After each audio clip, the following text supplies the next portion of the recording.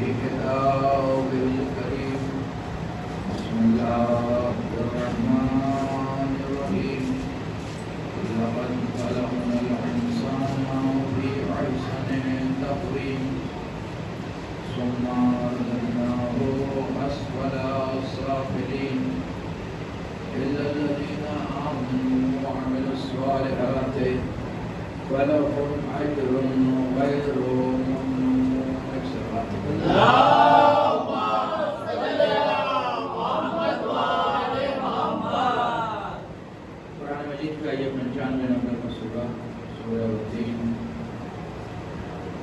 اور اس کی یہ آیات اس کے ذہن میں برابر گفتگو کرنے کا شرط کر رہا ہوں. اس میں ارشاد اہلیت الہی ہو رہی ہے، ہو رہا ہے لقد خلقنا الانسان فی احسن تقویم. ہم نے انسان کو بہترین ساخت پر پیدا کیا. ثم رددناہ اسفل سافلین. اور پھر ہم نے اس کو بدترین منزلوں سے دوچارا کیا. الا الذین آمنوا وعملوا الصالحات، سوائے ان لوگوں کے جو ایمان لائے اور اعمال صالحہ کرتے. فلہم اجر غیر ممنون، تو ان کے لیے ان کے پروردگار کی بارگاہ میں جو اجر ہے وہ کبھی ختم نہ ہوگا. اللہ نے تمام مخلوقات میں انسان کو امتیاز عطا کیا، انسان کو ممتاز بنایا، انسان کے سر پر تاج مشروعیت رکھا. انسان کو پیدا کرنے کے بعد خود خالق وشت میں اپنا قصیدہ پڑھ رہا ہے، اور وہ سب اس لیے ہے کہ اللہ نے انسان کو عقل عطا کیا. اور تقاضائے عقل یہ ہے کہ انسان اللہ کی معرفت سے گفتگو ہو رہی ہے کہ اللہ انسان کی معرفت حاصل کرے. اسی لیے انسان کو پیدا کیا گیا تاکہ وہ اپنے معبود کو پہچانے. خدا نے یہ مطالبہ جمادات سے نہیں کیا، نباتات سے نہیں کیا، حیوانات سے نہیں کیا. اگر یہ مطالبہ ہے تو صرف اور صرف فقط اور فقط بس اور بس حضرت انسان سے ہے کہ تم مجھے پہچانو. برابر عرض کر رہا ہوں. لیکن انسان کی کیفیت یہ ہے کہ انسان نے وقار انسانیت کو فراموش کرنے کے بعد اپنے کو لا کر کے اس بستی میں گرا دیا. یہی انسان جمادات کو اپنا معبود مان رہا ہے، نباتات کو اپنا معبود مان رہا ہے، اور آگے بڑھا تو حیوان کو معبود مان رہا ہے، اور آگے بڑھا تو انسان کو اپنا معبود ماننے لگا، اور آگے بڑھا تو ستارے کو معبود مان لیا، اور آگے بڑھا تو چاند کو معبود مان لیا، اور آگے بڑھا تو سورج کو معبود مان لیا. کہاں تک عرض کروں، نہ جانے کتنی چیزیں ایسی ہیں جو بہرحال انسان سے پست ہیں.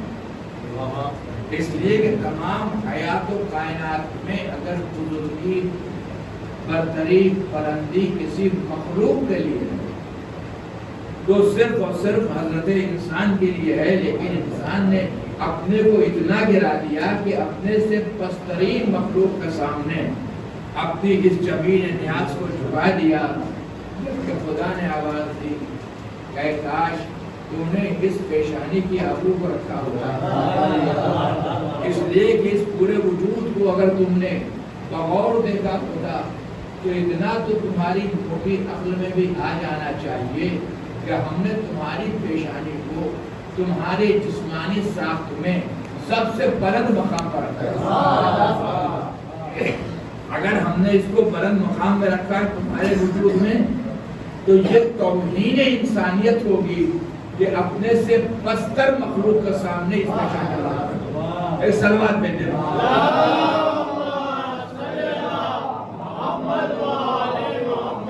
میں نے تفصیل سے کیا تھا اور جہاں پر بات کو چھوڑا تھا میں اس بات کو پھر شروع کرنا چاہتا ہوں.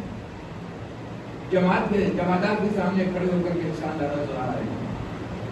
اے کاش سوچا ہوتا کہ اللہ نے تمام مخلوقات کو 4 حصوں میں تقسیم کیا. جو پہلا حصہ ہے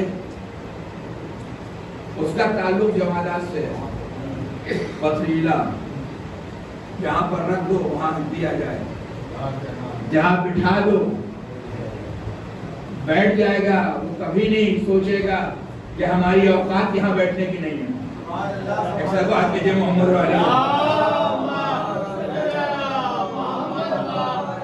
یہ پہلے درجے کی مخلوق ہے کہ اس کی کیفیت یہ ہے کہ بس بٹھانے والا ایک چاہیے. یہ بیٹھنے کے لیے تیار ہے. کبھی یہ نہیں سوچتا کہ یہ مقام ہمارے لیے نہیں ہے. ہمارا کام تو بیٹھنا ہے. بٹھانے والوں نے بٹھا دیا اور ہم بیٹھ گئے. اور جب اپنی اوقات کا پتہ چلا تو فوراً کہہ اٹھے کہ ہماری حیثیت کچھ نہیں ہے.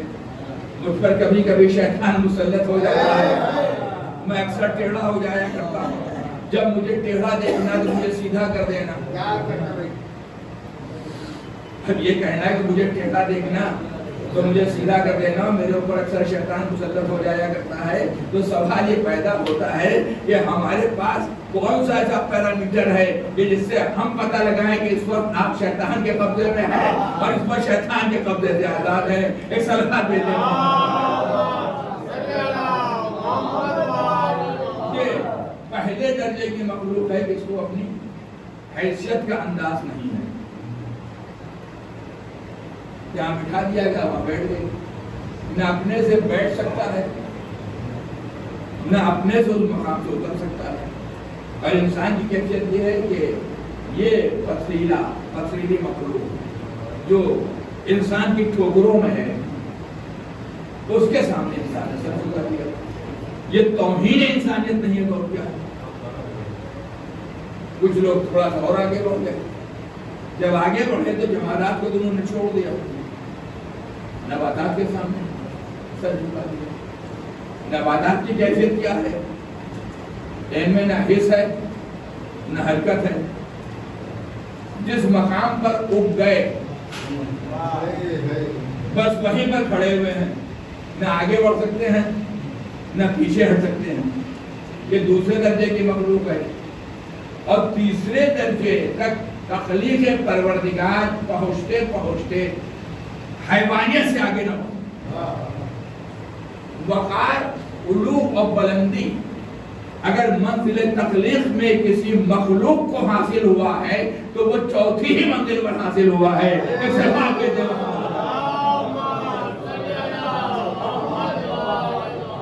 چوتھی منزل پر آنے کے بعد جو ہے اب تخلیق ہے جو عروج کی منزلوں پر پہنچ گئی. اب اس انسان سے مطالبہ ہے کہ اپنے کو پہچانو, اپنے کو جانو. کہ تمہاری حیثیت تو معمولی حیثیت نہیں ہے, تمہارا مقام کوئی معمولی مقام نہیں ہے.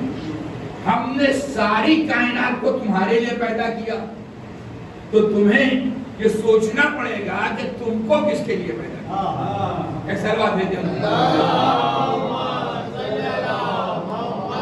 اب یہاں سے آج گفتگو کا آغاز کرنا چاہ رہا ہوں اس تمہیدی مناظر سے گزرنے کے بعد تاکہ گزشتہ گفتگو سے بات پیوستہ ہو جائے. ایک انسان نے جمادات کے سامنے سر جھکایا, نباتات کے سامنے سر جھکایا, حیوانات کے سامنے سر جھکایا, کبھی چاند کے سامنے, کبھی سورج کے سامنے, کبھی ستاروں کے سامنے, ساری تفصیلات کا عرض کر چکا ہوں. سوال یہ پیدا ہوتا ہے کہ آخر انسان نے ان مخلوقات کے سامنے اپنی زمین نیاز کو چھپایا ہے. ایک بنیادی سوال پیدا ہوتا ہے. تو اگر آپ بالکل سطحی نگاہ سے دیکھیں تو آپ میری بات کی تائید کریں گے کہ انسان کو جس چیز سے فیض پہنچا اس کے سامنے سر جھکا دیا. اور جس سے انسان خوفزدہ ہوا اس کے سامنے سر جھکا دیا. اگر آپ اس کی طرح میں جائیے گا تو اس کے علاوہ کچھ نہیں ملے گا. جس سے فائدہ پہنچا اس کے سامنے سر جھکا دیا. جس سے اندیشہ نقصان ہے اس کے سامنے سر جھکا دیا. کہ یہ زمین ہے، یہ دھرتی ہے، یہ ہماری ماتا ہے، اس سے اناج پیدا ہوتا ہے، اس اناج کو ہم استعمال کرتے ہیں. جب ہم اس اناج کو استعمال کرتے ہیں یہی اناج ہمارے وجود کی بقا کا سبب بنتا ہے. لہذا یہ زمین اس قابل ہے کہ جمادات کے سامنے انسان سر جھکا دے. اور آگے بڑھا انسان. جب نباتات پر نظر پڑی تو وہی والی بات، یہ جو نباتات سینہ زمین سے اگتے ہیں، آگے بڑھتے ہیں، پروان چڑھتے ہیں، ٹھیک ہے ان میں حس نہیں ہے، ان میں حرکت نہیں ہے، ان میں چلنے کی صلاحیت نہیں ہے، یہ بولتے نہیں ہیں، یہ کلام نہیں کرتے ہیں، لیکن یہ ہمارے لیے غذا فراہم کرتے ہیں. انواع و اقسام کی نعمتیں پروردگار عالم نے انہیں نباتات کے ذریعے سے ہمارے حوالے کی. ایک سے ایک شیریں پھل یہی نباتات ذریعہ ہیں، جتنے اناج ہیں یہی نباتات ذریعہ ہیں. ہمیں چونکہ فیض پہنچ رہا ہے ان نباتات سے، لہذا نباتات کے سامنے سر جھکا دیا. جب حیوان کی منزل تک آئے تو وہاں بھی کیفیت یہی ہے. گائے کے دودھ سے ہم سیراب ہوتے ہیں، لہذا یہ ہماری ماتا ہے، ہم اس کا احترام کرتے ہیں. وہی فیض. چوہے چونکہ ہمارے اناج کو کھا جاتے ہیں، ان سے بہرحال خوف ہے، ہمیں نقصان پہنچاتے ہیں. کہ ان کو بھی خدائی کا ایک درجہ دے دیا جائے کہ شاید یہ سوچ لیں کہ جب ہم ان کو اتنا محترم بنا رہے ہیں تو شاید ہمارے اناج کو چھوڑ دیں. ایک ساتھ بات بھیج دیں محمد والے.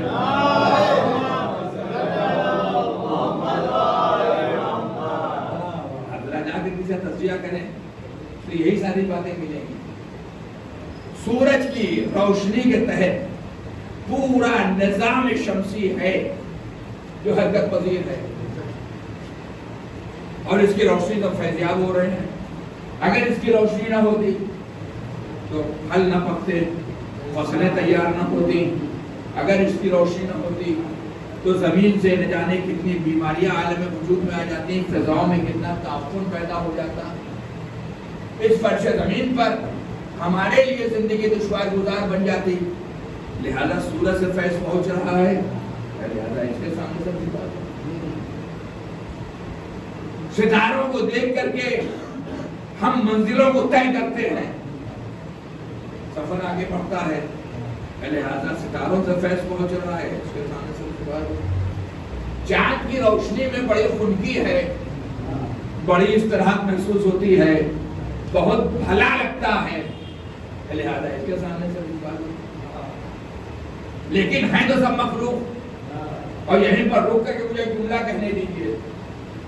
کل تک انسان جن کے سامنے سر جھکا رہا تھا، آج کی صورتحال کیا ہے کہ جب ہم چاند پر پہنچ گئے اور یہ چندریان 3 وہاں تک چلا گیا تو صورتحال کیا ہے؟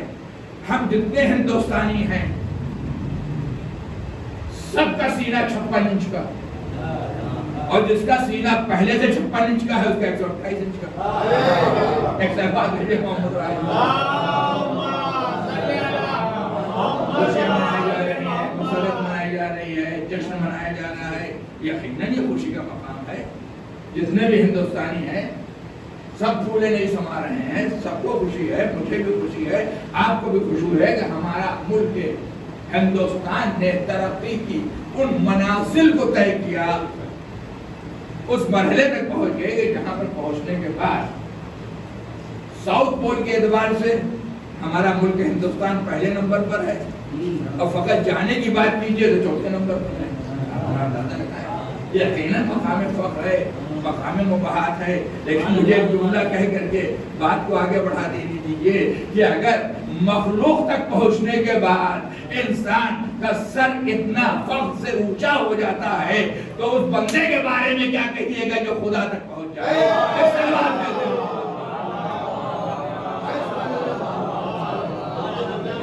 نے ہمیں وہی شعور عطا کیا ہے کہ جتنی بھی چیزیں ہیں وہ مخلوقات ہیں، اگر مخلوق تک پہنچنے کے بعد تمہارا سر بلند ہو جاتا ہے، تم مقام فخر و مباحات میں آ جاتے ہو، تو وہ بندے کتنے بلند ہوں گے جو خالق تک پہنچ جائیں۔ بات کو یہی پر چھوڑ رہا ہوں، ورنہ گفتگو سے دوسرے خیمے میں پہنچ جائے گی، پھر کبھی توفیق ہوئی تو بات کو آگے اثر نہیں۔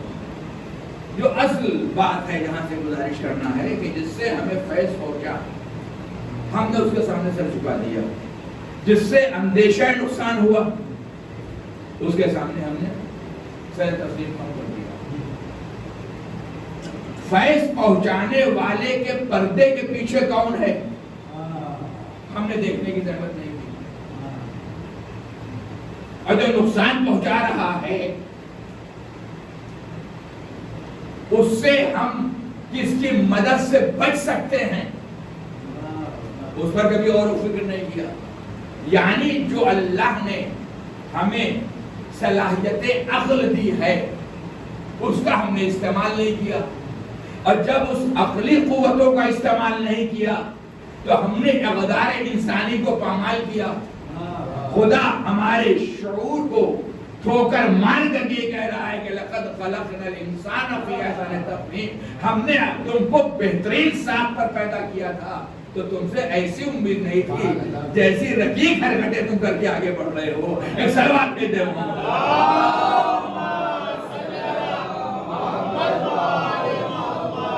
گفتگو تھوڑی سی وزنی نہ ہونے پائے اور بھاری نہ ہونے پائے، اس لیے کہ بہت سے مسائل کو دیکھنا پڑتا ہے۔ آج بھی اس کے ساتھ کہ کل بھی گفتگو آگے تھوڑی دیر گاڑی ہوگی، بڑا مشکل مسئلہ ہوتا ہے، آگے گاڑی بھی ہو نہ ہونے پائے، ہم فہم بھی ہو، بات صحیح ہے کہ بات اہم فہم ہونی چاہیے تاکہ پیغام ذہن تک منتقل ہو جائے۔ ایک چھوٹی سی مثال میں آپ کے سامنے اس سے بات کو سمجھنے میں اور پہچاننے میں بہت آسانی ہوتی ہے۔ مثلا مجھے جانور پالنے کا ایک شوق ہو گیا، کوئی برا شوق تو ہے نہیں بھائی، اس کی پرستش کرنا منع ہے، پالنے میں تو کوئی جانا نہیں۔ کسی بھی جانور کو میں نے بازار سے جا کر کے خریدا اور اس کی ضرورت کے تحت جو اس کی غذا تھی وہ بھی میں نے جا کر فراہم کیا، گھر لے کر کے آیا، اس کے رہنے کا مستقل ایک انتظام بھی کر دیا، یہاں یہ رہے گا، یہ کھانے پینے کا سامان ہے تاکہ سرد و گرم سے اس کو بچایا جائے، جیسی اس کی ضرورت تھی ویسے مقام کا انتظام کر دیا۔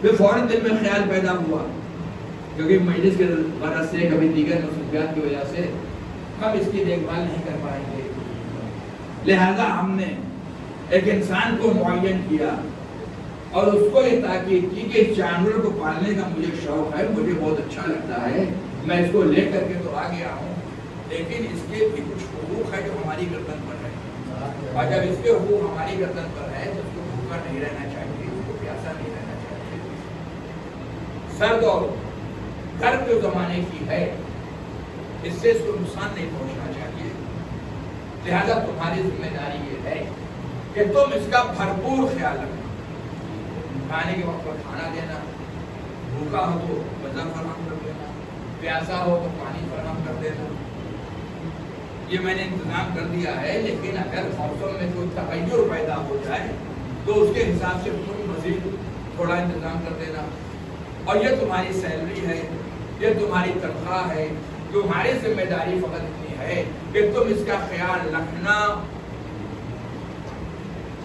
اس کی تنخواہ بھی میں نے وقتاً فوقتاً جو تاریخ معین تھی اس تاریخ سے پہلے ہی دینا شروع کر دیا۔ 1 مہینہ گزرا، 2 مہینہ گزرا، میں شہر سے باہر رہا، میں نے جانور کو دیکھا، نہ خادم سے کچھ سوال و جواب کیا۔ 3-4 مہینے گزرنے کے بعد اب جب گھر واپس آیا تو خیال پیدا ہوا کہ اس جانور کو ہم نے خریدا ہے اپنی محنت کی گاڑی کمائی سے، جس کے کھانے اور پینے کا ہم نے انتظام کیا ہے، جس کے لیے ہم نے ایک ملازم کو منتخب کیا ہے۔ اب چلے دیکھیں تو اس جانور کی کیفیت کیا ہے۔ وہ تو مجھے دیکھ کر کے رقص کرے گا، مجھ کو پہچانے گا، میری آواز پر لبیک کہے گا، جیسے میں اشارہ کروں گا دوڑتا ہوا نظر آئے گا، اس لیے کہ پیسہ ہمارا ہے، خریدا ہم نے ہے، آب و غذا کا انتظام میں نے کیا ہے، ملازم کا انتخاب میں نے کیا ہے، اس کی تنخواہ بھی میں ہی دے رہا ہوں، یعنی سارا انتظام میرے ذمہ ہے۔ لہذا جب میں چاہوں گا جیسے اشارہ کروں گا، رقص کرتا ہوا دوڑتا ہوا میری آواز پر لبیک کہتا ہوا چلا آئے گا۔ اب میں پہنچا، اب جو بھی طریقہ تھا اس کو بلانے کا، جس آواز سے جانور مانوس ہوتے ہیں، ہر جانوروں کو بلانے کے لیے الگ الگ صدائیں ہوتی ہیں، میں نے وہ صدا دینا شروع کیا۔ اب میں آواز دے رہا ہوں، وہ ہمارے آواز کے اوپر کان دھرنے کو تیار نہیں ہے، میں بلا رہا ہوں، وہ سننے کو تیار نہیں ہے، میں کہہ رہا ہوں ادھر آؤ، وہ ادھر جا رہا ہے، میں کہہ رہا ہوں ادھر جاؤ، وہ ادھر آ رہا ہے، میں کہہ رہا ہوں اپنے ٹھکانے باؤ، آنے کو تیار نہیں، یعنی جو میں کہہ رہا ہوں مجھے پہچاننے سے بالکل انکار کر رہا ہے۔ ہم نے کہا کیا قیامت آ گئی، ایسا بے وفا، ایسا نالائق۔ بھائی خرید کے میں لایا، پیسہ میرا لگا، آب و غذا کا انتظام میں نے کیا، ملازم کو میں نے رکھا، خادم کو تاکید میں نے کی، سب کچھ میرا صرف ہو رہا ہے، اس کے بعد یہ اتنا نالائق ہے، یہ ہمیں کو نہیں پہچان رہا۔ اب میں نے جیسے ہی اپنا شکوہ اپنے خادم سے کیا تو فوراً خادم نے آواز دی، نہیں نہیں ایسا نہیں ہے، آپ کو پہچانے یا نہ پہچانے مجھے تو پہچانتا ہے۔ اب جیسے ہی اس نے اشارہ کیا، رقص کرتا ہوا، اکڑتا ہوا، جھومتا ہوا، اس کی آواز پر لبیک کہتا ہوا چلا آیا۔ میں نے کہا کیا مصیبت ہے، خادم میرا ہے، اس کی سیلری میں دے رہا ہوں، میری آواز پر لبیک نہیں کر رہا، اس کی آواز پر لبیک کہہ رہا ہے، میرے ملازم نے میری رہبری کی۔ ارے جناب کیا بالکل خالص مولوی ہیں، ایک طلبہ بھیجے محمد علی کو، ایک اور سلوات بھیجے۔ اتنی عقل، اتنی فہم، اتنی فراست تو کم از کم آپ میں ہونا چاہیے۔ منبر پر بیٹھ کر کے آپ بڑی بڑی عقل کی بات کرتے ہیں، یہ جانور ہے، جانور جس سے براہ راست فیض پہنچتا ہے، اس کے سامنے یہ تم ہلاتا ہے۔ اس میں اتنی صلاحیت کہاں ہے کہ وہ یہ دیکھے کہ سامان غذا کس نے فراہم کیا، خرید کر کے کون لایا، پیمنٹ کس نے کیا، ہمارے وجود کی بقا کا ضامن کون ہے، کون ذریعہ بنا۔ وہ تو جو بظاہر اس سے فیض پہنچ رہا ہے، اس کے سامنے تم ہلا کر کے رقص کرتا ہوا نظر آ رہا ہے۔ معلوم یہ ہوا کہ جو ظاہر کو دیکھ کر کے سر جھکا دے، پوری تمیز آپ کے پیش نگاہ ہے۔ جمادات سے فائدہ پہنچا، وہاں پہ شانی جھکا دی، نباتات سے فیض پہنچا، وہاں پہ شانی جھکا دی، حیوانات سے فیض پہنچا، وہاں پہ شانی جھکا دی، چاند سے فائدہ پہنچا، وہاں پہ شانی جھکا دی، سورج سے فیض پہنچا، وہاں پہ شانی جھکا دی، ستاروں سے فیض پہنچا، وہاں پہ شانی جھکا دی۔ تو یہ پیشانی کا منزل بمنزل پر قدم قدم پر جھکانا اس بات کی دلیل ہے کہ انسان نے ابھی ترقی کرنے کے بعد سطح حیوانیت سے ابھی فکر انسان آگے نہیں بڑھی ہے۔ ایک سلوات دیتے محمد،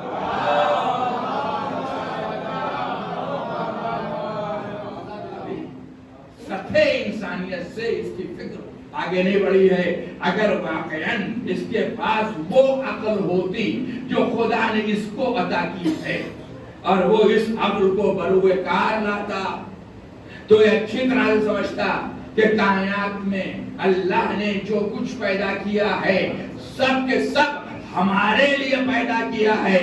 ہماری ذمہ داری ہے کہ زمین پر چلیں، جس نے زمین کا فرش بچھایا اس کا عرفان حاصل کریں، آسمان کے سائے کے نیچے زندگی گزاریں، لیکن آسمان کو بغیر کسی ستون کے جس نے کھڑا کیا اس کے سامنے اپنی پیشانی جھکائیں، شمس و قمر سے فیضیاب ہوں، لیکن جس نے شمس و قمر کی قندیلوں کو روشن کیا اس کے سامنے اپنی جبین کو جھکائیں، نباتات سے فیضیاب ہوں، لیکن ان نباتات کو جس نے ہمارے لیے پیدا کیا اس کا عرفان حاصل کریں اور اس کے سامنے اپنا سر تسلیم خم کریں۔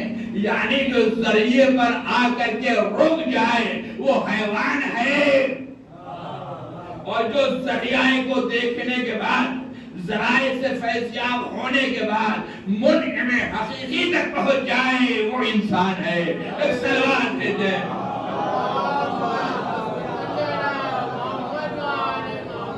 اب یہیں سے بات کو تھوڑا سا اور آگے بڑھائیے تاکہ آج کی بات تقریباً مکمل ہو جائے۔ تو کیا جو ذریعہ ہے ان کی کوئی حیثیت نہیں ہے؟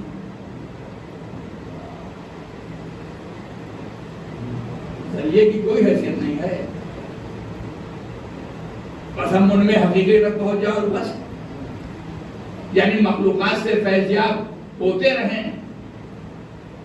اب اس کے بعد جب ان کے اصل خالق کا پتہ لگ جائے تو اس خالق حقیقی، اس مالک حقیقی، اس رازق حقیقی کے سامنے سر تسلیم خم کر دیں، اور جن کو اللہ نے ذریعہ بنایا اس کو فراموش کر دیں۔ تو اگر یہی فکر آگے بڑھے گی تو صورتحال کیا ہوگی کہ اللہ نے ہمیں آسمان سے پھینکا نہیں، اللہ نے ہمیں زمین سے اگایا نہیں، اللہ نے ہمیں صحرا میں اتارا نہیں۔ جیسے اللہ نے نباتات کو پیدا کیا، وہ خالق ہے، وہ قادر ہے، اگر پیدا کرنا چاہتا تو پیدا کر دیتا۔ جیسے نباتات کو پیدا کیا، اگر وہ پیدا کرنا چاہتا تو پیدا کر دیتا۔ جیسے حیوانات کو پیدا کیا، اس طریق سے گویا کہ ہمیں پیدا کیا، اور جب اس طریق سے پیدا کیا تو انسان کو کہا گیا حیوان ناطق، یعنی جو انسان ہے یہ بھی حیوان ہے، اس لیے کہ حیوان کی بہت سی صفتیں اس میں پائی جاتی ہیں۔ حیوان کھاتا ہے، انسان کھاتا ہے، حیوان چلتا ہے، انسان چلتا ہے، انسان چلتا ہے، حرکت کرتا ہے۔ حیوان کی جنسیات کے مسائل ہیں، انسان کی جنسی مسائل ہیں، یعنی وہ بہت سی چیزیں جو حیوان میں ہیں وہ انسان میں مشترک ہے، لیکن حیوان طبیعت سے کنٹرول ہوتا ہے۔ نہیں غور کیا آپ نے؟ حیوان طبیعت سے کنٹرول ہوتا ہے۔ ہم بھی اگر اپنے کو طبیعت سے کے حوالے کر دیں تو پھر حیوان سے زیادہ ہم آگے نہیں بڑھیں گے۔ جو اپنے کو طبیعت کے حوالے کر دے وہ حیوان ہوگا، جو شریعت کے حوالے کر دے وہ انسان ہوگا۔ ایک صلوات دیتے ہیں۔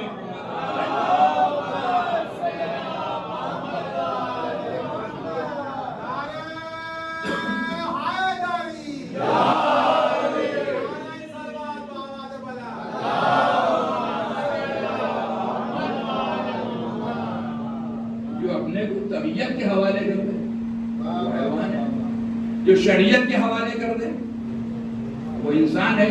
تو اگر انسانی اقدار کا تحفظ کرنا ہے اور قرآن مجید کی اس آیت پر غور و فکر کرنا ہے کہ لقد خلقنا الانسان فی احسن تقویم، ہم نے تم کو بہترین ساخت پر پیدا کیا ہے، تو اپنے کو اسفل سافلین کی منزل سے بچاؤ، تو اس کے لیے ہمیں شریعت کی پابندی کرنی پڑے گی۔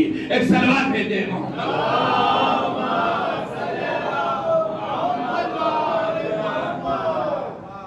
تو اللہ نے انسان کو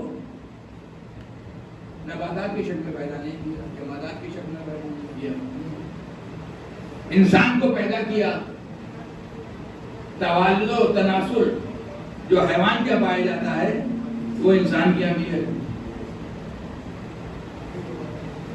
لیکن توالد و تناسل کے نتیجے میں جانور پیدا تو ہو گیا، لیکن اس کے لیے کوئی قانون نہیں ہے کہ جس نے تمہیں پیدا کیا ہے اس کے حقوق ہیں۔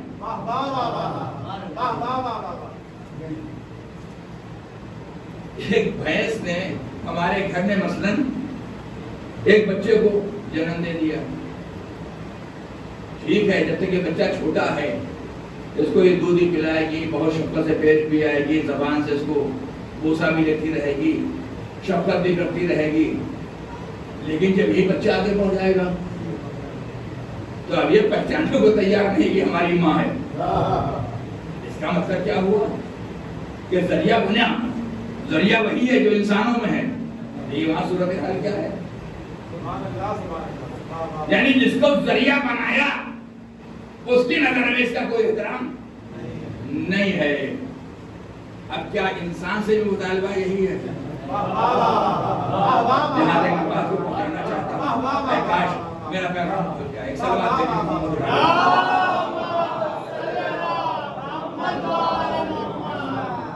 کہ ہم نے تمہیں دنیا میں بھیجنے کے لیے ماں کو ذریعہ بنایا، ہم نے تمہیں دنیا میں بھیجنے کے لیے باپ کو ذریعہ بنایا.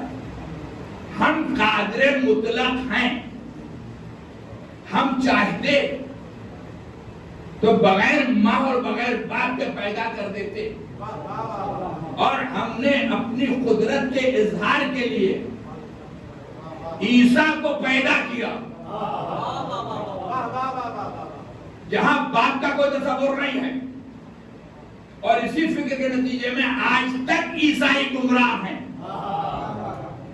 بات بالکل سامنے کی ہے کہ خدا نے اپنی قدرت کا اظہار کیا، اور کبھی اپنی قدرت کا اظہار کیا جناب آدم کو پیدا کر کے. نہ کوئی ماں نہ کوئی باپ. اور آگے بڑھیے، ناقہ صالح کو کہاں سے پیدا کیا؟ یعنی خدا نے اپنی قدرت کا اظہار کیا کہ ہمیں مجبور نہ سمجھنا، ہم قادر ہیں، ہم بغیر ماں اور باپ کے پیدا کر سکتے ہیں. اور یہیں پر رک کر کے ایک جملہ کہنے دیجیے، کسی باپ کو یہ ذرہ نہ پیدا ہو جائے کہ ہم نے پیدا کیا، اور کسی ماں میں یہ غرور نہ پیدا ہو جائے کہ ہم نے تربیت کی. خدا کا شکر مانیے کہ اس نے ذریعہ بنا دیا. پوری ذمہ داری سے کہہ رہا ہوں، ورنہ کتنے کپلز ایسے ہیں جو میڈیکلی طور پر بالکل فٹ ہیں، ساری جانچیں ہو گئی ہیں، مگر اس کے بعد بھی اللہ نے اولاد نہیں دیا. ایسا کیوں؟ تاکہ تم اچھی طرح سے سمجھ لو کہ ماں بنانے والے ہم ہیں، باپ بنانے والے ہم ہیں، تمہاری آغوش کو آباد کرنے والے ہم ہیں. ہم نے تم کو ذریعہ بنایا ہے، اور ذریعہ بنایا ہے تو تم ہو ذریعہ ولادت. اور یہ بات کر کے بات کو آگے بڑھانے دیجیے. اللہ نے ذریعہ بنایا، ماں کو ذریعہ بنایا، باپ کو، یعنی جب ہمیں ادھر سے ادھر بھیجا تو ایک ذریعے سے نہیں بھیجا، دو ذریعے. اور میں پھر آپ سے پوچھتا ہوں، اگر کوئی دنیا میں آ جائے، ایک ذریعہ تو متعارف ہو، ایک سگا خاتون کا بیٹا ہے، اس کی ماں یہ ہے، اور دوسرا ذریعہ مبہم ہو، اس سے زیادہ نہیں کہوں گا. دوسرا ذریعہ اگر مبہم ہو تو کیا وہ انسان زمین پر سر اٹھا کر کے چل سکتا ہے؟ فلانے اچھا آپ نہیں جانتے، ہم تو جانتے ہیں کہ کیسے ہیں. نہیں بول گیا اکثر آپ نے سنا ہوگا سماج میں، آپ ان کی بات کر رہے ہیں، آپ کو نہیں معلوم ولادت کے اعتبار سے وہ پاکستانی نہیں پائی جاتی، طیب النسل نہیں ہے، خبیث النسل ہے. ان کی ماں کا تو پتا ہے، نہیں اور کیا باپ کا پتا نہیں ہے. ماں تو متعارف ہے، باپ متعارف نہیں ہے. اب سمجھ میں آیا کہ شادی اور بیاہ کے موقع پر یہ بارات، یہ ولیمے پر اتنا زور کیوں دیا گیا کہ اگر ایک مرد اور ایک عورت رشتہ ازدواج سے منسلک ہو رہے ہیں تو یہ بات سیلہ راز میں نہ رہے. بارات لے کر کے جائیں، لوگ گواہ ہوں، صیغہ عقد مجمع میں پڑھا جائے، اور اس کے بعد جب دلہن لے کر کے آ جاؤ تو ولیمے کا انتظام کرو، لوگوں کو کھلاؤ اور لوگوں کو بتاؤ کہ ولیمہ ہے کس بات کے لیے۔ مگر یاد رکھنا، لڑکی والوں کے دروازوں پر بارات کی شکل بنا کر کے لے جا کر کے ولیمہ نہ کرنا، دلہن کو رخصت کر کے دروازے پر لے کر آنا تب ولیمہ کرنا۔ ایک صلوات بھیجیں محمد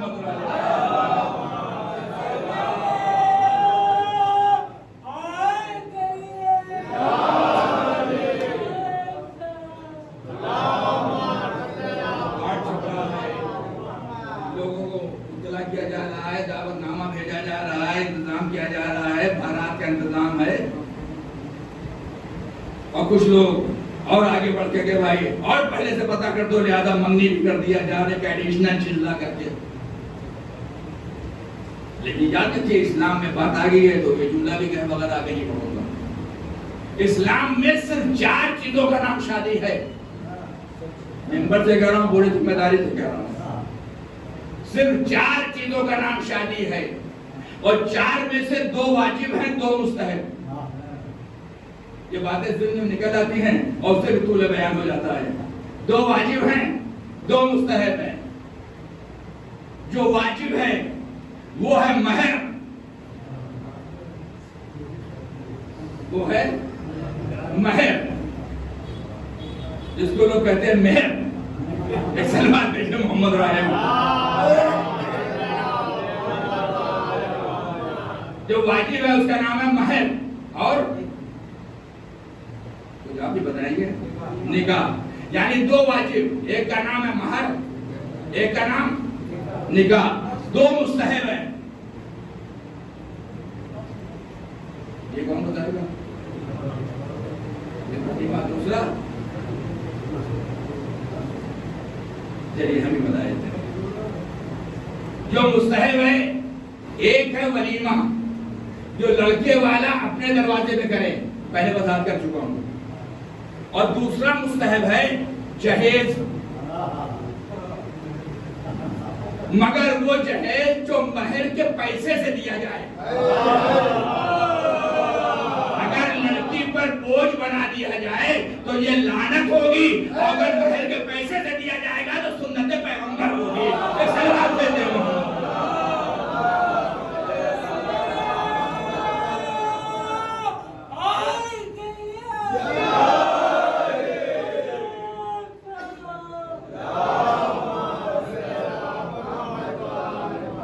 بات پھر کہیں پہنچ جائے گی، کیا بتایا جائے گا، چھوڑیے صحیح۔ تو 2 ذریعے بنائے اللہ نے، ایک ذریعہ بنایا ماں کو، ایک ذریعہ باپ کو۔ اگر ایک ذریعہ متعارف ہو، دوسرا مجہول ہو، تو سماج میں سر اٹھا کر کے چلنے کے قابل انسان نہیں ہوگا۔ ارے آپ جانتے نہیں ہیں، وہ تو ایسے ہیں، وہ تو ایسے ہیں، اور آگے بڑھ جائیں گے، ان کے باپ بھی ایسے ہی تھے۔ لیکن انسان کی زبان بہت دراز ہوتی ہے، جب کہنے پر آتا ہے تو کیا کیا کہہ دے گا کچھ پتا نہیں۔ یہ معاشرہ ہے، یعنی اللہ نے بنایا 2 ذریعہ ادھر سے ادھر آنے کا۔ اگر ایک متعارف ہو، دوسرا مجہول ہو، تو انسان اس دنیا میں سر اٹھا کے چلنے کے قابل نہیں۔ نبی نے آواز دی، وہاں سے یہاں اللہ نے بھیجا، 2 ذریعے بنائے، اب تمہیں یہاں رہنے کے لیے نہیں بھیجا ہے، یہاں سے وہاں بھی جانا ہے، لہذا آؤ ہم تمہیں بتائے دیتے ہیں کہ یہاں سے وہاں جانے کے 2 ذریعے کیا ہیں۔ انی تارکن فیکم الثقلین، کتاب اللہ و عترتی اہل بیتی، ہم تمہارے درمیان 2 گرام قدر چیزیں چھوڑ کر کے جا رہے ہیں، ایک اللہ کی کتاب ہے، دوسرے میرے اہل بیت۔ اگر یہاں کی ذلت سے بچنا ہے تو ماں کو بھی متعارف ہونا چاہیے، باپ کو بھی متعارف ہونا چاہیے۔ وہاں کی ذلت و خواری سے بچنا ہے تو دامن قرآن پر ہاتھ ہونا چاہیے۔ اکثرات میں دے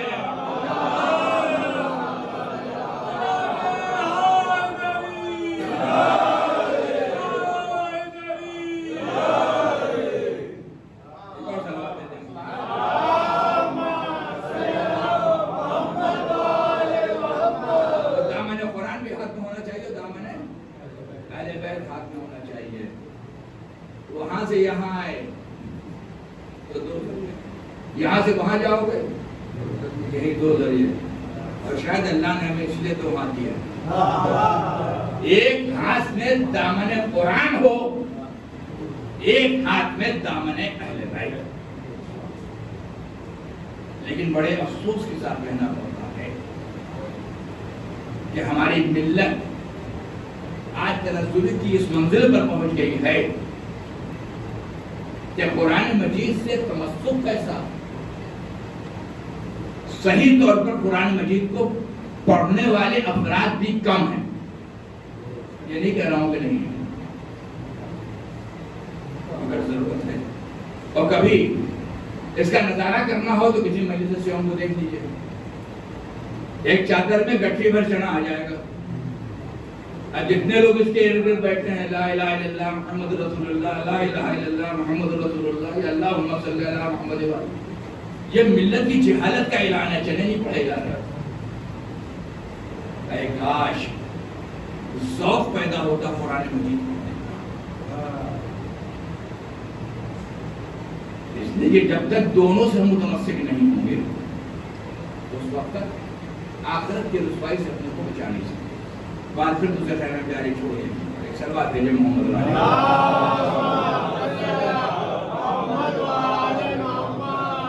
لیکن ہم نے کہا چھوڑیے تو آپ نہ چھوڑیے گا. آپ یہاں سے سوچتے ہوئے گھر تک جائیے گا, گھر پر جانے کے بعد سوچیے گا, چادر اوڑھ کر کے لیٹ کر کے سوچیے گا. اگر قرآن پڑھے ہوئے ہیں تو شکر خدا کیجیے گا, نہیں پڑھے ہوئے ہیں تو کہیں سے پڑھنے کی فکر کیجیے گا. ایک سلوات بھیجے محمد.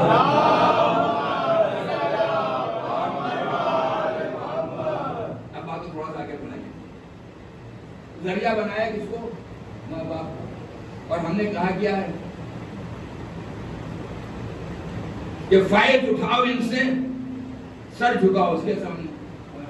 تو اس کا مطلب یہ ہے جیسے جمادات کی کوئی حیثیت نہیں ہے بس فائدہ اٹھا لیا, نباتات کی کوئی حیثیت نہیں ہے بس فائدہ اٹھا لیا, حیوانات کی کوئی حیثیت نہیں ہے بس فائدہ اٹھا لیا. یہ تو میں نے آسانی سے کہہ دیا فائدہ اٹھا لیا, ورنہ ان کے حقوق بھی آپ کی گردن پر ہیں. یہ ایک الگ گفتگو ہے, اگر ادھر جاؤں گا اس پہ بات کہاں سے کہاں نکل جائے گی. ان کے حقوق بھی آپ کی گردن پر ہے, ہماری گردن پر ہے. زمین کا بھی حق ہے, ایک حق ہے, جمادات کا بھی ایک حق ہے, نباتات کا بھی ایک حق ہے. اس لیے کہ تم ان سے فائدہ اٹھا رہے ہو, ان کو اللہ نے تمہارے لیے ذریعہ بنایا ہے. لیکن جن کو تمہاری خلقت کا ذریعہ بنایا ان کو رب مجازی کا درجہ دیا. اور جب رب مجازی کا درجہ دیا تو جو ہمارے وجود کی بنیاد میں جو ذاتیں ہیں کیا ہم ان کی بھی عبادت کریں؟ بس یہ قرآن مجید نے ہماری رہبری کی. وَقَضَى رَبُّكَ أَلَّا تَعْبُدُوا إِلَّا إِيَّاهُ وَبِالْوَالِدَيْنِ إِحْسَانًا إِمَّا يَبْلُغَنَّ أَحَدَهُمَا أَوْ كِلَاهُمَا فَلَا تَقُل لَّهُمَا أُفٍّ وَلَا تَنْهَرْهُمَا وَقُل لَّهُمَا قَوْلًا كَرِيمًا وَاخْفِضْ لَهُمَا جَنَاحَ الذُّلِّ مِنَ الرَّحْمَةِ وَقُل رَّبِّ ارْحَمْهُمَا كَمَا رَبَّيَانِي صَغِيرًا. یعنی اپنے لیے اس نے بس آیت کا ایک مختصر سا حصہ وَقَضَى رَبُّكَ أَلَّا تَعْبُدُوا إِلَّا إِيَّاهُ, بس یہ جملہ جو ہے آیت کا مختصر سا ٹکڑا یہ خالق سے متعلق ہے. اور بس یہ دیکھو اللہ کا تمہارے رب کا یہ فیصلہ ہے کہ اس کے علاوہ کسی کی عبادت نہ کرنا. بس اب اپنا چیپٹر کلوز, اب وہیں سے جوڑا ہے وَبِالْوَالِدَيْنِ إِحْسَانًا, یعنی ماں باپ کا تذکرہ خالق نے اپنے تذکرے کے بعد بغیر کسی فاصلے کے براہ راست کیا. وَبِالْوَالِدَيْنِ إِحْسَانًا, اور ان کے ساتھ حسن سلوک کرنا. اگر بات یہیں پر رک جاتی تو ہم اپنے اعتبار سے ایک حسن سلوک کا ذریعہ بناتے, یہ کرنا ہے یہ نہیں کرنا ہے, یعنی ڈو اور ڈونٹ کا ایک لسٹ بناتے. خدا بند عالم نے ہمیں اتنا بھی اختیار نہیں دیا کہ ہم فیصلہ کریں کہ کیا کرنا ہے کیا نہیں کرنا ہے. خدا نے تفصیلات سے اس کا تذکرہ کیا کہ ان میں سے ایک یا دونوں جب بوڑھے ہو جائیں لا تقل لهما اف. یہی معلوم کر کے جملہ کہنا چاہوں گا. ان میں سے ایک یا دونوں جب بوڑھے ہو جائیں تو لا تقل لهما اف. پالنے والی یہ بوڑھا ہونے کی قید کیوں ہے؟ جب یہ جوان ہوں تو چاہے جیسا برتاؤ کر لیں. خدا آواز دے گا میں تمہیں پیدا کرنے والا ہوں, میں تمہاری فطرت کو نہیں جانوں گا تو کون جانے گا. تم فائدے کو دیکھ کر کے سر جھکاتے ہو. تمہارے مزاج میں یہ ہے کہ جمادات سے فائدہ اٹھایا اس کے سامنے سر جھکا دیا, نباتات سے فیض پہنچا اس کے سامنے سر جھکا دیا, کائنات کے ذروں سے فیض پہنچا اس کے سامنے سر جھکا دیا. تو فیض کی بنیاد پر تم سر جھکانا خوب جانتے ہو. جب یہ جوان ہوں گے تو تم ہوگے مجبور, یہ ہوں گے توانا. تم جانو گے کہ رزق ان سے مل رہا ہے, روٹی ان سے مل رہی ہے, کپڑا ان سے مل رہا ہے, انگلی پکڑ کر کے یہی چلا رہے ہیں, اسکول کی فیس یہی جمع کر رہے ہیں, اخراجات کے ذمہ دار یہی ہیں. اگر ان کو ناراض کر دیا یہ فائدے خطرے میں پڑ جائیں گے. میں تمہارا خالق ہوں, میں نہیں جانوں گا تو جانے گا کون. لہذا ہم نے بڑھاپے کی قید لگا دی کہ ان میں سے ایک یا دونوں جب بوڑھے ہو جائیں, اس لیے کہ اب ادھر طاقت نہیں ہے, اب طاقت ادھر آ گئی. اب ماں باپ کے پاس طاقت نہیں ہے, اب یہ بوڑھے ہو گئے, اب یہ کمزور ہو گئے, اب ان کو دکھائی نہیں دیتا, اب ان کو سنائی نہیں دیتا, اب چلنے سے مجبور ہیں, اب بار بار بھول جاتے ہیں, کبھی کچھ کہتے ہیں کبھی کچھ کہتے ہیں, کہنا کچھ چاہتے ہیں منہ سے نکلتا کچھ ہے. تو ہم تمہیں بتائے دے رہے ان میں سے ایک یا دونوں جب کبیر السن ہو جائیں تو لا تقل لهما اف. خبردار اف نہ کہنا. یہ اف کیا ہے؟ مزاج میں جو برہمی پیدا ہوئی ہے اس کے خفیف ترین اظہار کا نام ہے اف. تو اگر کوئی اس کو کہنا شروع کر دے تو اس کی صورتحال کیا ہوگی؟ لا تقل لهما اف ولا تنهرهما. جھڑکنا نہیں, وقل لهما قولا کریما, اچھی گفتگو کرنا. دور حاضر کی صورتحال یہ ہے, انتظامات تو سارے کر دیے, کھانے کا انتظام, پینے کا انتظام, رہنے کا انتظام, غذا کا انتظام, دوا کا انتظام, مگر موقع نہیں ہے کہ بیٹھ کر کے تھوڑی دیر کے لیے اچھی گفتگو کر لیں. ہم بڑی ملت چونکہ اہل بیت کے مسئلے سے جڑی ہوئی ہے, لہذا ابھی اولڈ ایج شیلٹر والا رواج ہماری ملت میں بحمدللہ نہیں ہے. لیکن کتنی بڑی لعنت ہے خدا کی قسم, جس نے سہنے عالم میں انگلی پکڑ کر کے چلنا سکھایا, جب وہ بوڑھے ہو گئے وہ نہ تمام ہو گئے. تو ہم اولڈ ایج شیلٹر کا اور سینٹر کا سہارا لے رہے ہیں. اور اس کے بعد یہی بنے جھڑکنا نہیں, اچھی گفتگو کرنا, ان کے سامنے جب آنا تو بازوؤں کو چھپا کر کے آنا, شانوں کو چھپا کر کے آنا, اور جب ہماری بارگاہ میں آنا تو دعا کرنا قل رب ارحمہما کما ربیانی صغیرا. پالنے والے ان پر ویسے ہی رحم جیسے کہتے ہیں ہمیں. عزیزوں کبھی اس کی وضاحت اور بھی ضروری ہے, لیکن ہمارے وقت میں گنجائش نہیں ہے. مجلس وقت سے شروع ہونا ضروری نہیں ہے, وقت سے ختم ہونا بھی ضروری ہے, ورنہ وقت سے شروع ہونے کا فائدہ کیا ہوگا. اگر اس گھرنے کو چینج کر کے مجلس کو وقت سے شروع کیا جا رہا ہے, اور باقی مجلس نے وقت کی پابندی کے ساتھ ٹھیک 8:30 بجے شروع کر دی, میں گواہ ہوں, تو آپ کا بھی تعاون ضروری ہے. فقط بانی مجلس ذمہ داری نہیں پر بچھا دے صاحب کو بٹھا دے. قرآن مجید کا حکم ہے تعاونوا علی البر والتقوی ولا تعاونوا علی الاثم والعدوان. نیکیوں میں ایک دوسرے کی مدد کرو اور برائیوں میں خبردار کسی کی مدد نہ کرو. جو دور سے آ رہا ہے اس کے یہ امکان ہے کہ جام میں پھنس گیا ہوگا, آواز وکاس میں رہنے والوں کے لیے اس بات کا امکان نہیں ہے، لہذا تعاون کیجیے اور وقت سے آئیے تاکہ مجلس وقت سے شروع بھی ہو جائے، وقت سے ختم بھی ہو جائے۔ سلوات بھیجتے ہیں۔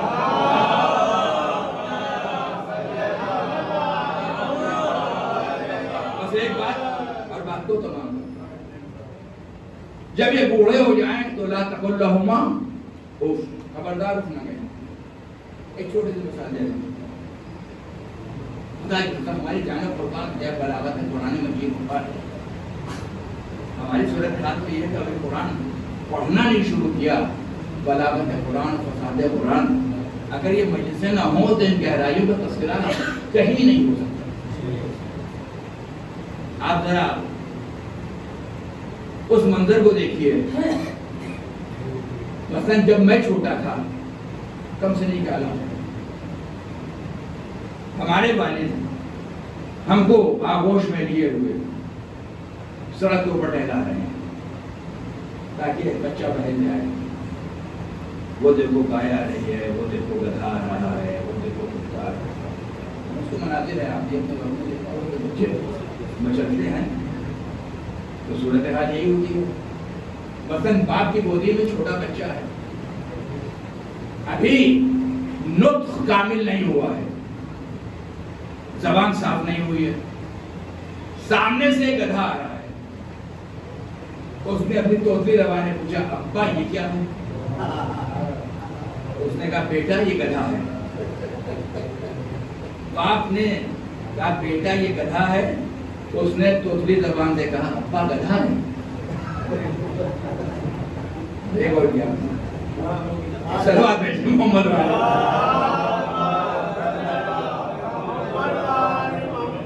بھائی، گفتگو پر حقیقت کرنا ہے تو ایسی مثالیں ڈالی پڑیں گی۔ ایک سلوات بھیجیں محمد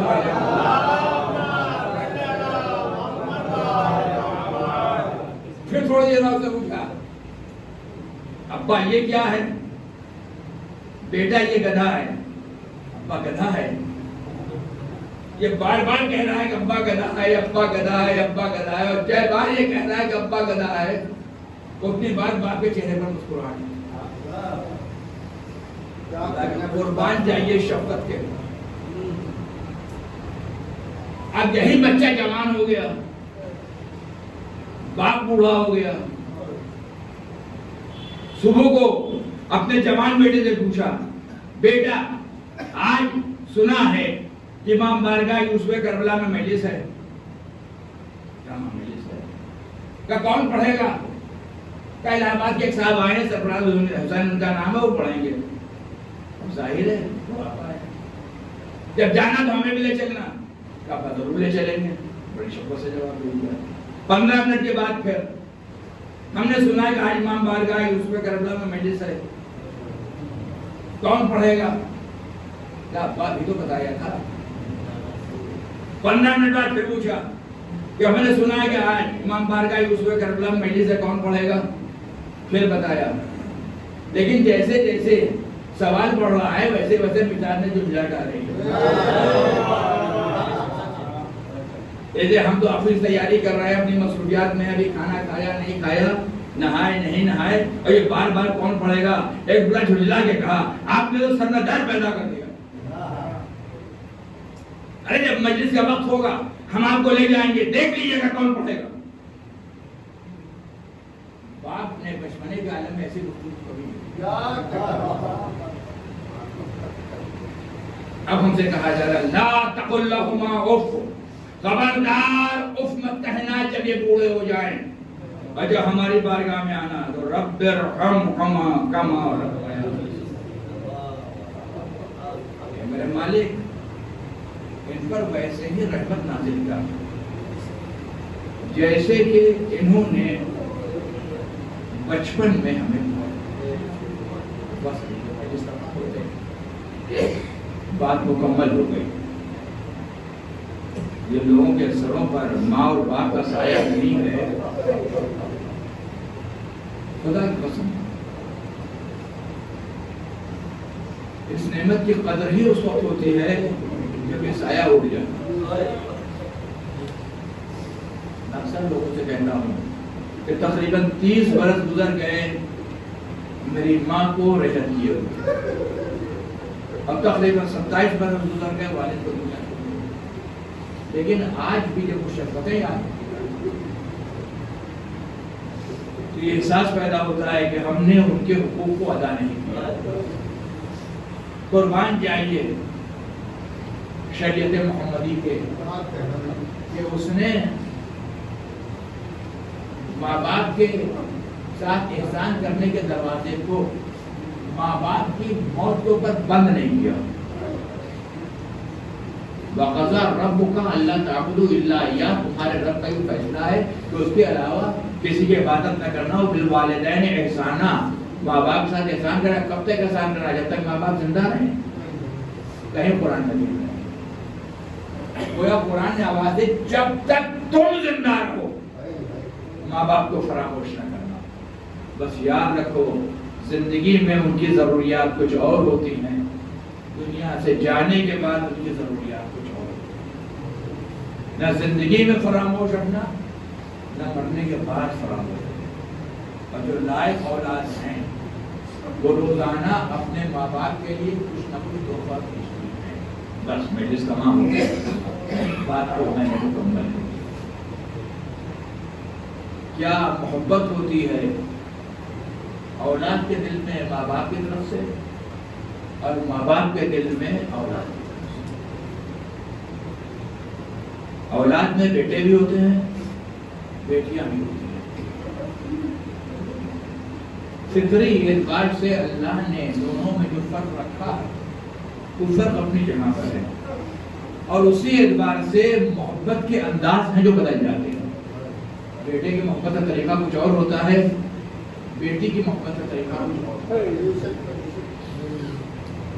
بیٹے کا تعلق چونکہ یہ صنف قوی سے اس کا تعلق ہے، لہذا اس کو اللہ نے عقل عطا کی ہے، لہذا ہر عمل کو میزان عقل پر تولتا ہے۔ بیٹی اس کا تعلق صنف نسواں سے ہے، لہذا اس کو جذبات عطا کیا ہے، جذبات عطا کیا ہے۔ لہذا جو بیٹی کی محبت ہوگی، چونکہ اللہ نے اس کو جذبات عطا کیے ہیں، لہذا طریقہ محبت اور انداز الفت ہے جو بدل جائے۔ اب اگر اس محبت کو دیکھنا ہے تو میں کہتا ہوں دور نہ جائیے، کربلا میں آئے۔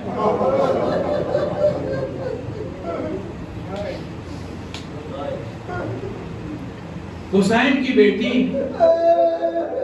سفر کا مہینہ جس کا نام ہی سکینہ ہے، 4 سال کی بچی،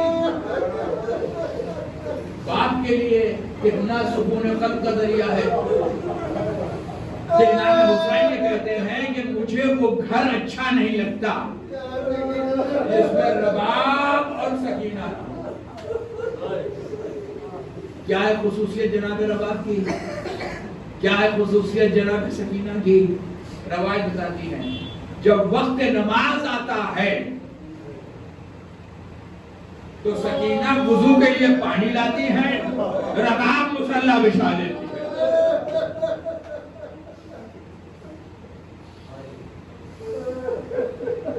نام ہی جب حسین کی بیٹی کا سکینہ ہے، کتنی محبت کرتے ہیں حسین کہ سکینہ کو نیند نہیں آتی جب تک کہ باپ کا سینہ رخصت آخر کے وقت حسین خیمے سے جب برآمد ہو رہے ہیں تو صورتحال کیا ہے؟ ساری بیویوں نے حسین کو خیمے سے رخصت کیا، لیکن سکینہ جب حسین رہوار پر سوار ہو گئے تو آگے بڑھ کر کے سموں پر اپنے سر کو رکھ دیا۔ اے بابا کے گھوڑے، میرے بابا کو مقتل میں نہ لے جا، اس لیے کہ سموں سے جو مجاہد میدان میں گیا ہے وہ واپس نہیں آیا۔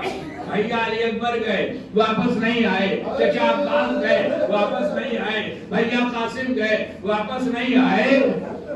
اب میں جان رہی ہوں میرا بابا بھی واپس نہیں آئے گا۔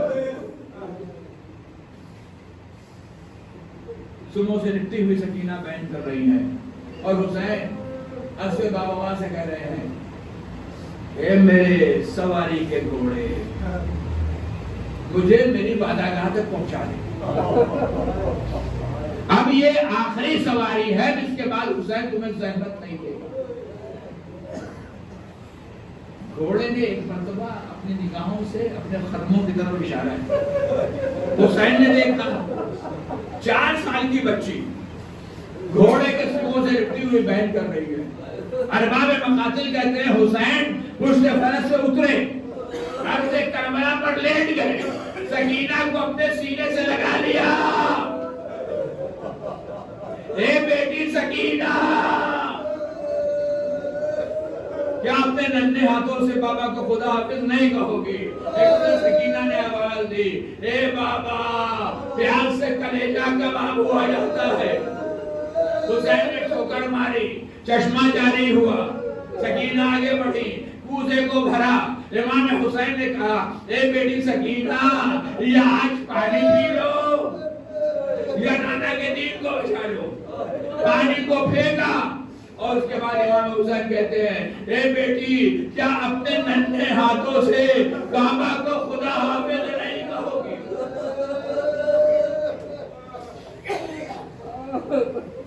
تصور شر سے آنسو نہیں تھمے گے، کیا اپنے ننھے ہاتھوں سے کعبہ کو خدا حافظ نہیں کہو گی؟ حسین کو سکینہ نے خدا حافظ کہا۔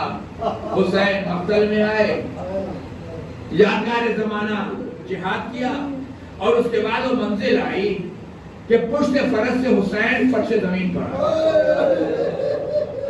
کائنات میں انقلاب پیدا ہو گیا۔ اسب باوفا یہ دیکھ رہا تھا کہ اب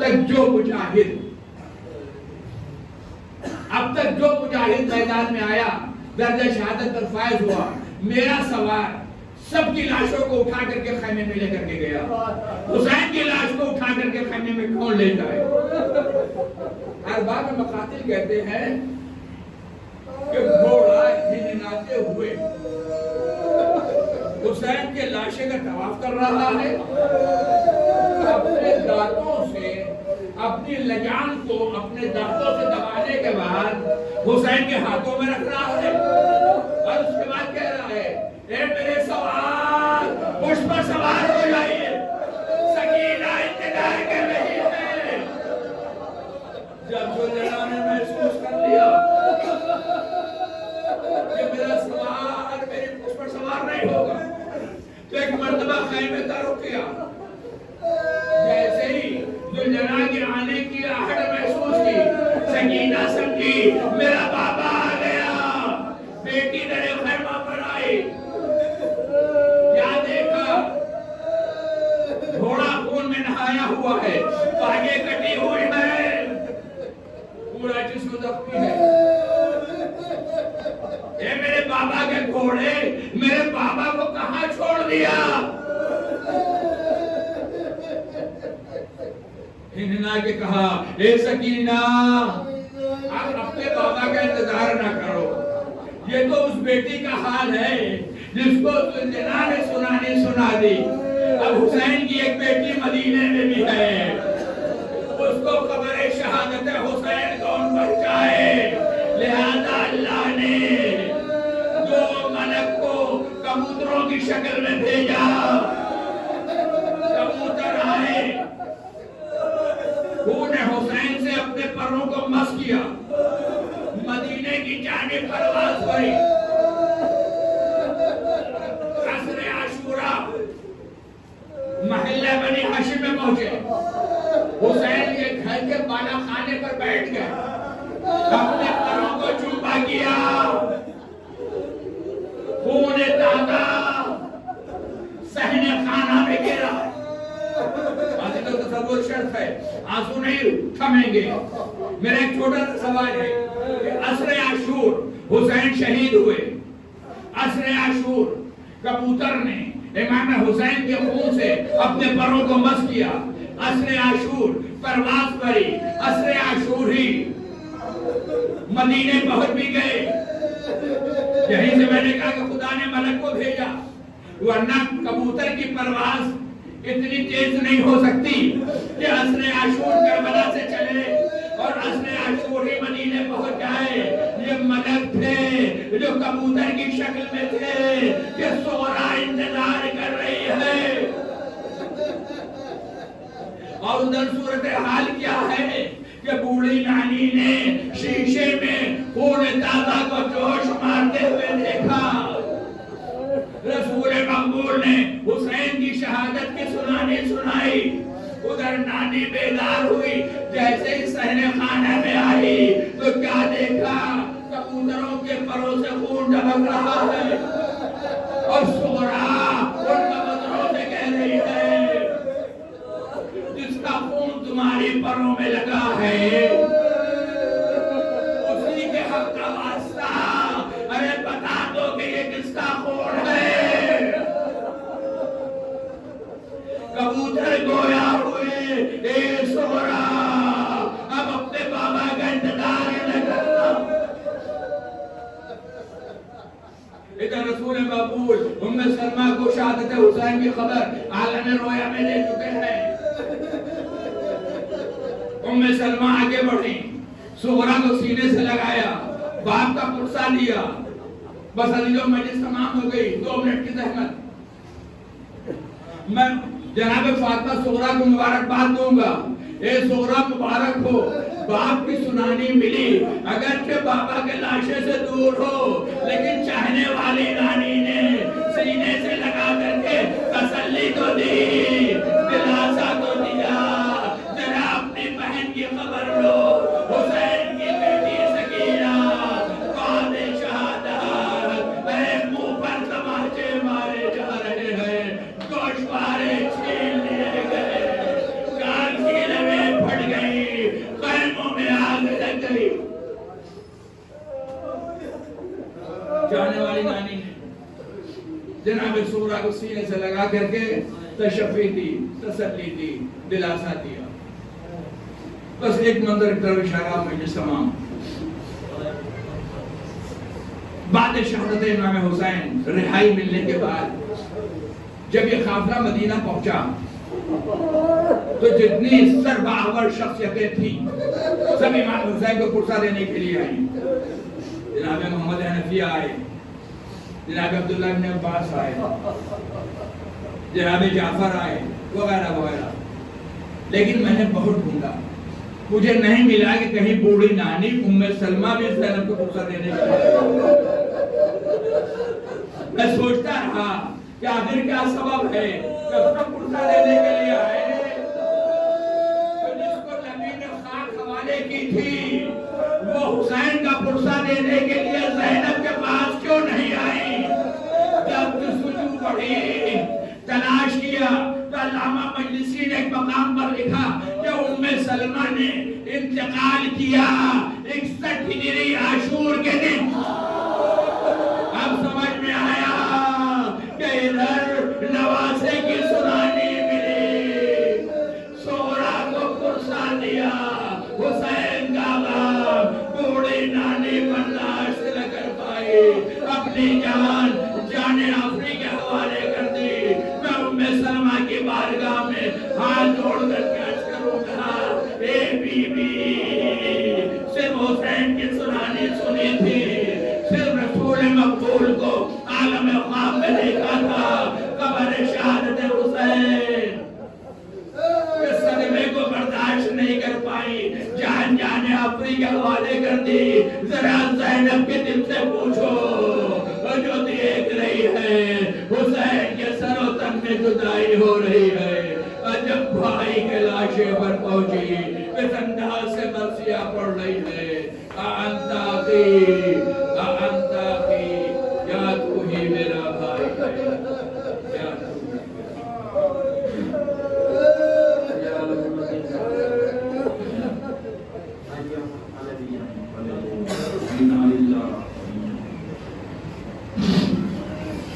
الہی بخت زہرا وردیہ, الہی قبر محمد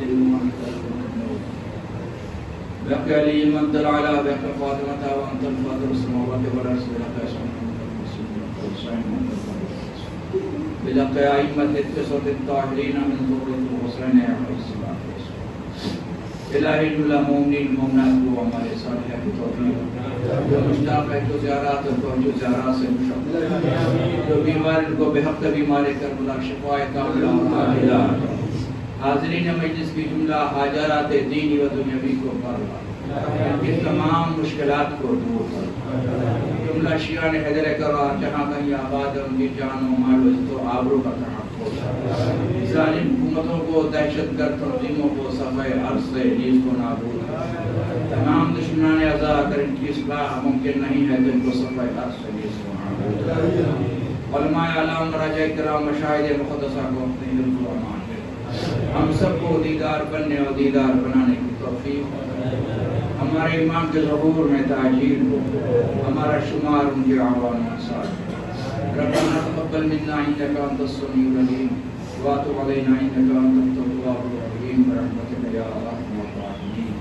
اللهم لعن كل ظالم ظلم محمد وعلى محمد واخر دعوانا له الصالح اللهم لنا الاصابه التي جعلت الحسين عليه السلام وشايعت وبايعت وتابعت على قتله اللهم لعنهم جميعا